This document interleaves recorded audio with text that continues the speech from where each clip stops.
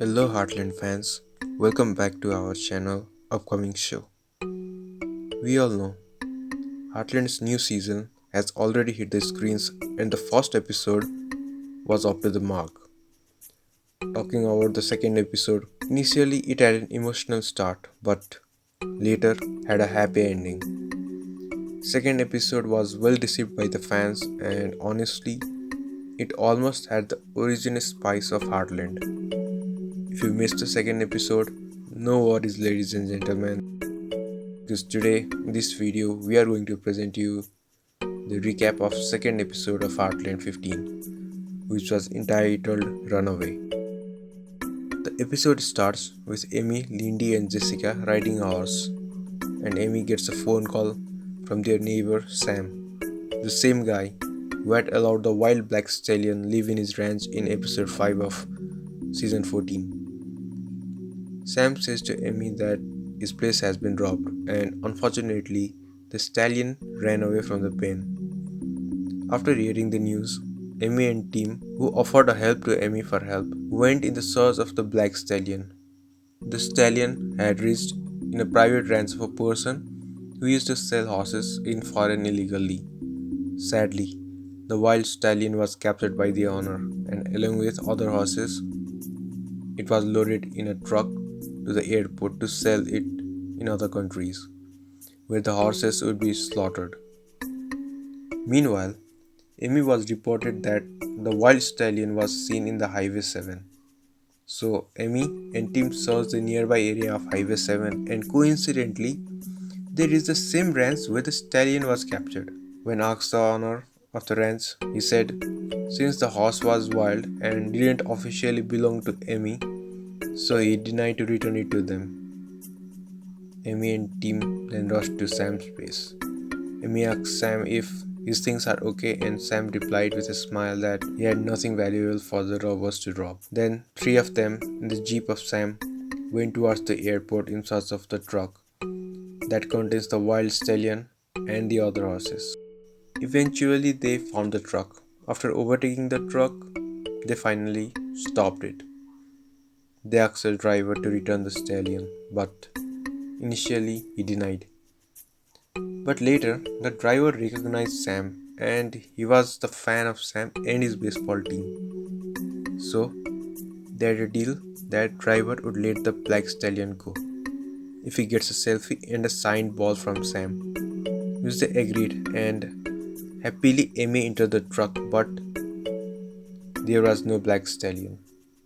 The driver said that on the way the stallion was causing troubles to other horses, so he let the stallion go free. All of them returned.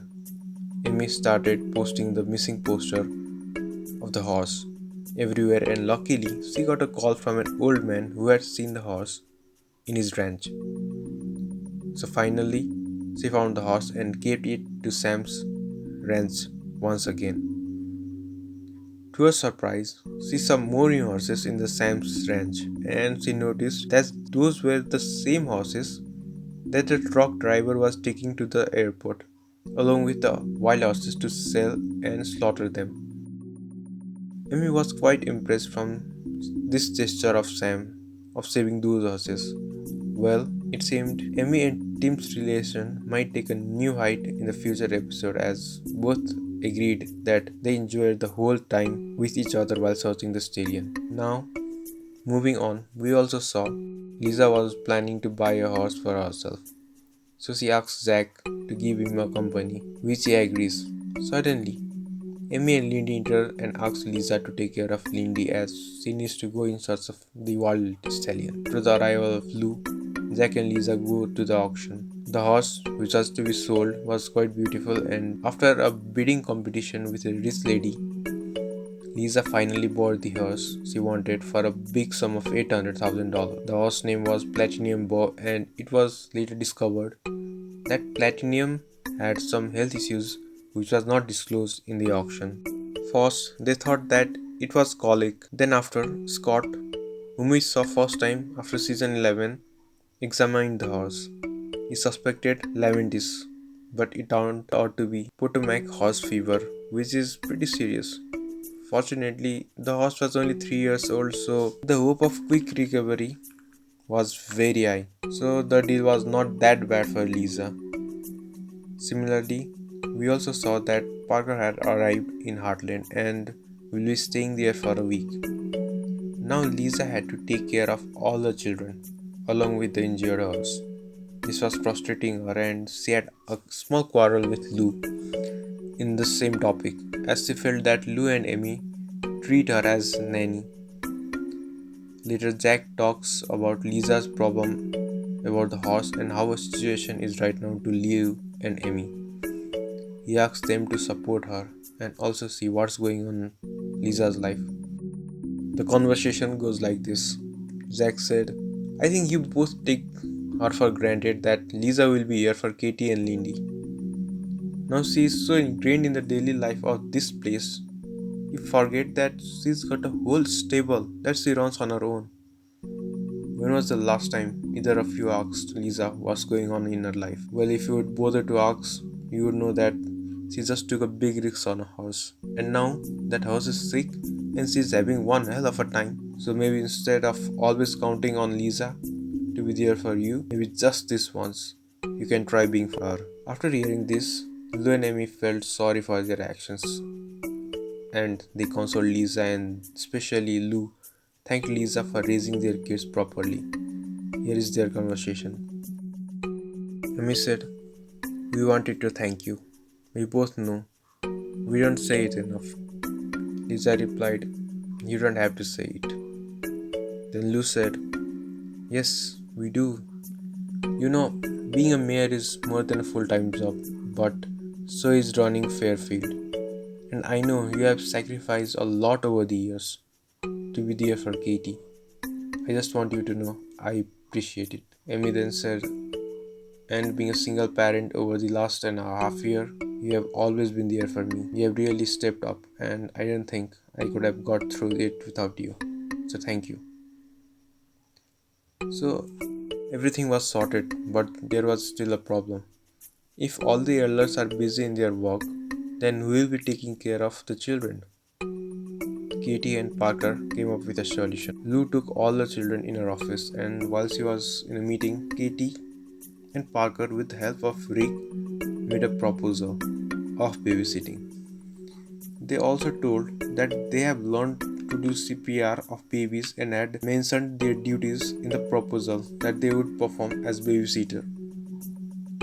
Actually, Katie liked her friends, wanted to do a babysitting and earn some money, but Lou was against it. She was not okay with it and had asked her to wait for one more year. But at the end, after seeing the proposal, Lou seemed to have agreed with Katie. Now, let's move on to Tim. Tim had given the responsibility of rodeo to Caleb, but when he returned, he was not quite impressed with the work that Caleb had done. Though Caleb was liked by all the students, but Tim had a thought.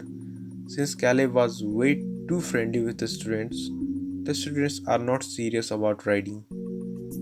Also, Caleb had converted all the hard copies to soft copies, which was not digested by Tim as Tim liked the things a bit old school. Later, in the way, when Tim had a talk with Amy about Caleb, then she said that Tim and Caleb make a good partner. The strict version of Tim and friendly Caleb will make students more disciplined and more interested on their practice. Tim also realized and he went to Caleb and thanked him for taking care of rodeo in his absence and asked him to do things in their own style but together. Well, it seems now rodeo will produce some brilliant horse rider in future, especially after Tim and Caleb are together again. Now finally, let's talk about Jessica. Jessica has started living with Tim. She had almost given up on her photography, but after Tim's suggestion to sell it locally, she decided to sell it at Maggie's. She asked Lou and Lou agreed. However, since the photos weren't all that prominent on the shelf, there weren't that many interested buyers. Jessica then asked if she could maybe move things around so her photos would stand out better. But Lou didn't want to do that, so Jessica suggested that maybe a booth outside would be a better alternative.